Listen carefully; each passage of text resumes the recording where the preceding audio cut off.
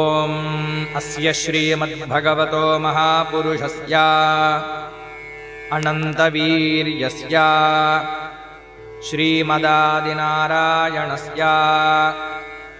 अचिन्त्यापरिमितशक्त्या ह्रियमाणस्य महाजलौघमध्ये परिभ्रममाणानामनेककोटिब्रह्माण्डानामेकतमे व्यक्ताव्यक्तमहदहङ्कार पृथिव्यापस्तेजो वायुराकाशाद्यावरणैरावृतेऽस्मिन्महती